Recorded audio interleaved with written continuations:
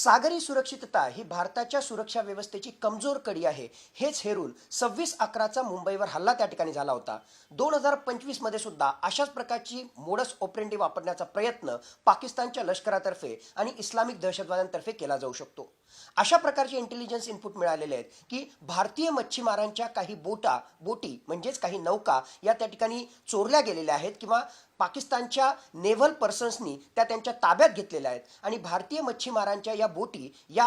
त्या पाकिस्तानच्या दहशतवाद्यांना त्या ठिकाणी देण्यात येऊ शकतात आणि एक प्रकारे भारताच्या सागरी हद्दीमध्ये येऊन भारताच्या सुरक्षा व्यवस्थेला चकमा देऊन ते मुंबईच्या कोस्टवर मुंबईच्या सागरी किनाऱ्यावर येऊ शकतात आणि तिथून मुंबईत प्रवेश केल्यानंतर पुन्हा एकदा 26/11 सारखा हल्ला त्या ठिकाणी घडू शकतो. मुळातच सागरी सुरक्षितता ही आपली कमजोर आहे आणि त्याच्यासाठी सुधारणा करण्यासाठी 26/11 पासून वेगवेगळ्या प्रकारचे मेजर्स घेतलेले आहेत. आता एकूणच इंडियन नेव्हीला संपूर्ण सागरी सुरक्षिततेची जिम्मेदारी दिलेली आहे आणि त्यांच्या सपोर्टला इंडियन कोस्ट गार्ड त्याचबरोबर मुंबईचं मराईन पोलीस आहे. पण असं जरी असलं तरी ज्या प्रकारे भारत पाकिस्तान संघर्ष होतोय त्या अनुषंगानं कधी जम्मू काश्मीरमधून किंवा राजस्थान आणि पाकिस्तानच्या बाउंड्रीच्या माध्यमातून इन्फिल्ट्रेशनच्या माध्यमातून दहशतवादी हे भारतामध्ये घुसू शकतात, तर दुसऱ्या बाजूला सागरी मार्गाने सुद्धा दहशतवादी भारतामध्ये घुसू शकतात आणि त्याच अनुषंगानं अशा प्रकारचं इंटेलिजन्स इनपुट आणि भारतीय मच्छीमारांच्या ज्या बोटी आहेत त्या एक प्रकारे पाकिस्तानच्या नेव्हल फोर्सनं ताब्यात घेणं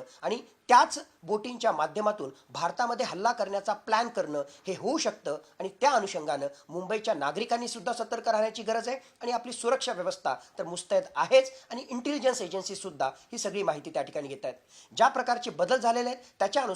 त्याच्यानुसार जर इंटेलिजन्स इनपुट चांगले असले आणि सुरक्षा व्यवस्था जर त्या ठिकाणी मुस्तैद असेल तर अशा प्रकारच्या हल्ल्यांना सुद्धा आपण तोंड देऊ शकतो आणि पुन्हा 26/11चा हल्ला होणार नाही याची काळजी आपण घेऊ शकतो. देश विदेशातील प्रत्येक घडामोडींचे लाईव्ह अपडेट मिळवण्यासाठी आता साम टीव्हीच्या सर्व सोशल मीडिया प्लॅटफॉर्मला लाईक, फॉलो आणि सबस्क्राईब करा. तसंच सर्व नोटिफिकेशनसाठी बेल आयकॉन प्रेस करायला विसरू नका.